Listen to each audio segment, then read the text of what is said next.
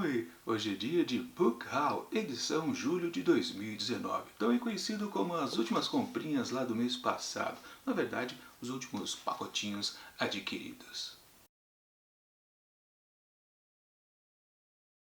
Bom, para quem é novo aqui no canal, não custa avisar, né? Todas as segundas-feiras é dia de unboxing aqui no Mantado de Livros. Ou seja, quando eu não faço a abertura das compras que eu fiz nas semanas anteriores, aliás, no mês anterior, eu faço o unboxing das caixas mistério lá da empresa Tag Experiências Literárias. As conhecidas caixinhas laranja, chamada de Tag Inéditos, e a caixinha azul, chamada de Tag Curadoria. Vocês sabem como é que é o esquema, né? Caixinha mistério, a gente compra sem saber qual é o livro que está dentro. Diferente das compras tradicionais, né? Sempre a gente escolhe a dedo lá no site da Amazon. Bom, se você ficou curioso sobre essas caixas mistério aqui, vou deixar o link aqui em cima para você dar uma olhada no que veio dentro de cada uma dessas duas caixas. Sempre lembrando de novo, toda segunda-feira tem unboxing aqui no Mantado de Livros. Mas vamos agora ao que interessa, que é, claro, o Book Haul lá da semana passada. Semana passada não, errei de novo. No mês passado, julho de 2019, com esses dois pequenos pacotes, encerrando as compras lá do mês anterior.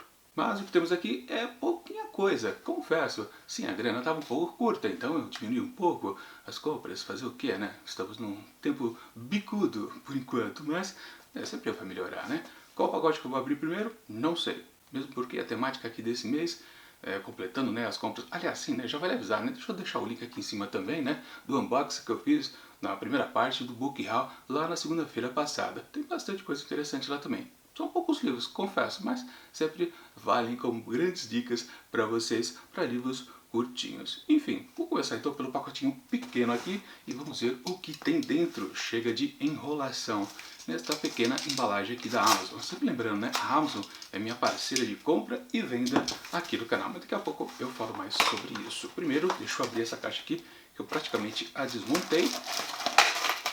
Cadê o livro? O livro é tão pequeno que tá difícil de achar ele. Ô louco, cadê? Tá aqui, ó. Olha só, uma caixa desse tamanhão para um livro bem pequenininho, que está aqui, que trata-se de O Fim dos Livros, escrito por Octave Uzani. E agora confesso que eu não lembro exatamente qual é a história aqui. Sim, às vezes eu entro lá na Amazon para aproveitar algumas promoções, dou de cara com uma oferta bastante tentadora, eu clico lá, adquiro o livro e às vezes até esqueço qual foi o impulso exato da compra, né? Vamos ver se aqui a quarta capa me ajuda. E olha só que curioso, né? Já começa com uma frase extraída, provavelmente de algum diálogo entre personagens daqui dessa história. Diz aqui: "Pois é, meu caro bibliófilo, e você nos dirá sobre o que ocorrerá com as letras, literatura e livros dentro de 100 anos?" Esta foi a pergunta feita ao nosso visionário personagem em 1894, ano de publicação de O Fim dos Livros, de Octave Uzani. Em um texto bem humorado, acompanhado por ilustrações do famoso artista Albert Robida, você viajará por um surpreendente exercício de cenário longínquo, visualizado há mais de 100 anos. Esses 100 anos se passarem, o debate sobre o futuro dos livros continua atual. E agora, quem se arrisca a refletir sobre o que acontecerá com os livros do século 22? Olha só que bacana. Ou seja, é um livro que fala sobre livros. Eu vou até abrir porque é um livrinho bem curtinho e estou curioso a respeito dessa história aqui. E confesso, me atraiu, obviamente, vocês já perceberam, né? Porque é um livro que fala sobre livros. É sempre interessante a gente ver essa mistura, às vezes, de ficção com um pouquinho, né, de realidade, no que se trata dos nossos interesses por literatura em si. E é uma obra de fácil consumo, né? Porque são pouquíssimas páginas. Deixa eu dar uma olhada aqui. São apenas... Tem bastante página em branco aqui ao final da história. 80 páginas, super curtinho mesmo. E sem contar, né, que realmente tem bastante ilustração aqui. Então a história pode ser resumida até talvez 40 páginas. A diagramação também é favorável e tudo então vai se ajeitando mais ainda. Deixa eu mostrar uma ilustração aqui para vocês. Que tá bacana. Confesso, gostei aqui desse traço. Embora seja um pouquinho poluído, porque parece que as gravuras aqui foram praticamente só fotografadas, sei lá, eu não entendi qual o processo que eles resgataram essas ilustrações aqui do artista. Aqui tem uma imprensa, um prelo das antigas, né? primeiras impressoras do Gutenberg, né? Provavelmente. Mas temos aqui sim uma bela de uma história. Temos uma introdução aqui também no começo, feita por Beatrice Grupp, fundadora do Núcleo de Estudos do Futuro, PUC São Paulo.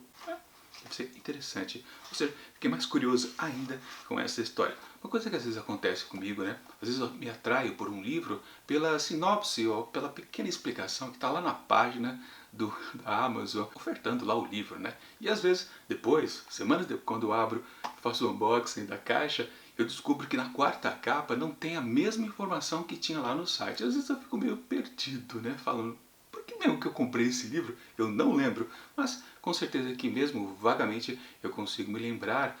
Foi provavelmente lá no comecinho do mês passado, né?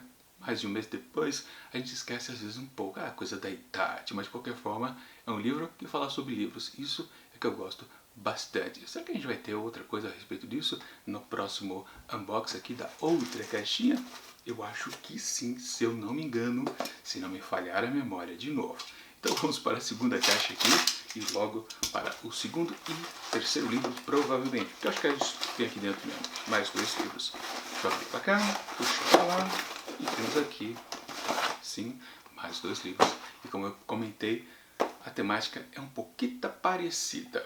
E olha que eu tinha dito lá no começo do vídeo que talvez os livros não estivessem muito conectados.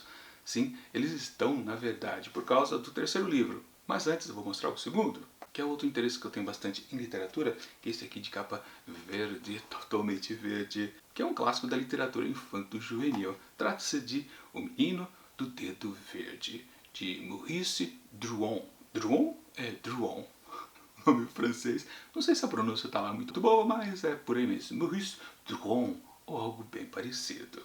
Enfim, aqui também a gente tem ilustrações de Walter Lara, uma edição da José Olímpio. Uma coisa que eu me lembrei agora, às vezes a gente lembra da história, mas lembra de alguma coisa que me chamou a atenção na hora da compra, né? Tinha a versão capa flexível, que é essa aqui que eu acabei adquirindo, e também a capa dura. Mais uma vez, claro, eu aproveitei uma promoção e naquele dia a capa flexível estava bem baratinha, viu? Peguei rapidamente e dispensei a capa dura. Mas acho que não tem grandes problemas, né? Algumas editoras até fazem uma coisinha a mais, né? Quando eles colocam uma edição capa dura, eles colocam às vezes algum texto de apoio ou ilustrações, por exemplo, né? Deixando a versão mais econômica sem elas, por exemplo. Não é o caso aqui. Ilustrações estão contidas aqui nessa história clássica de Maurice Druon. A gente de vez em quando ouve falar, né, sobre as histórias infantis mais clássicas, por exemplo essa, O Menino do Dedo Verde. E diz aqui atrás, né, só para dar uma apanhada da história, né, O Menino do Dedo Verde encanta gerações de leitores no Brasil e no mundo há pelo menos 5 décadas, com a mensagem de esperança do menino que transforma tudo que toca. A mágica história de Tisto, garoto com o raro poder de semear o bem por onde passa, é uma aventura fantástica com um final singelo e extraordinário. Ok, a gente acredita. Aliás, são poucas histórias de infanto-juvenil e exatamente o final não são lá muito animadores. Quer dizer, os contos de fadas antigamente eles eram bem terríveis, né? Mas depois, né, com aquela coisa de não traumatizar as criancinhas, né? As histórias tendem agora a serem sempre felizes. Podia ainda ter o drama ali pra meio que assustar, né, a criançada. Poxa, por que não? E aqui na orelha do livro, eu tô batendo o olho já percebendo, né? Fala-se mais sobre o tradutor do que sobre a história. Olha só que coisa curiosa, mas não tem problema. Temos um sumário aqui enorme, nossa, olha só. Dá pra mostrar pra vocês. Claro que aí no vídeo vocês não vão poder perceber, mas os títulos dos capítulos são: no qual o autor, a respeito do homem de Tisto, tece algumas considerações da mais alta importância. Depois lá para baixo, né? No qual os sábios nada descobrem, mas o próprio Tisto faz uma descoberta. Eu gosto desses títulos de capítulos que meio que já dão um breve resumo do que vai acontecer ali para frente, né? Claro, às vezes tem um revés, às vezes eles dizem um baita de um spoiler, né? Aliás, falando nisso, né? Eu já li alguns livros aqui de infanto juvenil bastante interessantes no canal. Um, por exemplo, foi A Pequena Fadete, que eu vou deixar para vocês aqui, o link para vocês conferirem o que eu falei lá a respeito. E realmente, se eu não me engano, lá tinha alguns títulos de capítulo que adiantava exatamente o que ia acontecer a seguir, né? E isso vindo de um pequeno gancho, né? Aquelas coisas que você fala, puxa, o que vai acontecer agora, né? Fica aquele suspense, aquela imaginação, talvez vá por aqui a história, talvez por lá, mas aí você começa a ler o próximo capítulo, lê o título, né? Automaticamente, e você já sabe o que vai acontecer, né? Ou seja, tudo que você estava prevendo, você já meio que dispensado de pensar, porque o título já diz o que vai estar acontecendo nas páginas seguintes, né? Dá uma olhada lá no link daquele livro, A Pequena Fadete, que foi bastante interessante. Aliás, deixa eu só avisar para vocês, né? Esse vídeo é de um tempo atrás, aqui no canal, ainda estava um pouquinho verde, como essa capa desse livro aqui, né? Então tem um ritmo bem devagar, mas eu falo bastante a respeito da história, porque, aliás, para começar a história daquele livro, demora e eu acabo contando bastante lá no começo. Um outro livro que eu quero contar para vocês também, deixar a resenha para vocês poderem conferir, literatura infanto-juvenil e dessa vez nacional, é O Gênio do Crime, de José Carlos Marinho, que aliás é até um dos vídeos mais assistidos aqui no canal. Pelo jeito, a molecada tem que ler bastante, talvez, nas escolas por aí, e por isso que o pessoal anda consultando bastante o que eu falei a respeito dessa história bem bacana. Eu pessoalmente li quando era moleque, lá nos meus tempos de escola, eu gostava muito desse livro. Aliás, um dos livros que me fez gostar dessa coisa chamada literatura, e sempre depois consegui continuar consumindo literatura sempre da boa. Mas enfim, voltando aqui ao Menino do Dedo Verde, temos, olha só uma ilustraçãozinha aqui, fofinha, olha só. Um menino e seu ursinho. É mole? Acho que vocês perceberam do lado aqui, no qual a preocupação pesa sobre a casa que brilha e no qual se decide para isto um novo sistema de educação. Olha só a coisa interessante, sistema de educação. Será que a história aqui é um pouco cabeça, entre aspas, também? De qualquer forma, assim, é um classicão e eu quero conferir provavelmente já no mês seguinte, porque é uma história rápida de ser lida. Bom, e antes de mostrar o terceiro e último livro aqui desse rápido book haul lá do mês passado, deixa eu dizer uma coisa, o meu jabazinho tradicional, né? Esses 3 livros que eu estou mostrando aqui para vocês, deixo na descrição do vídeo links para você poder adquirir através da Amazon. Como eu já comentei, minha parceira de compra e vendas. Sempre lembrando, se você gosta de um desses títulos e resolve adquirir eles, por favor, utilize meu link, porque aí você acaba ajudando em mantado de livros, porque eu ganho aquela comissãozinha de vendedor e o preço não aumenta para vocês. É a mesma coisa, só fica a minha indicação e eu recebo lá a comissão.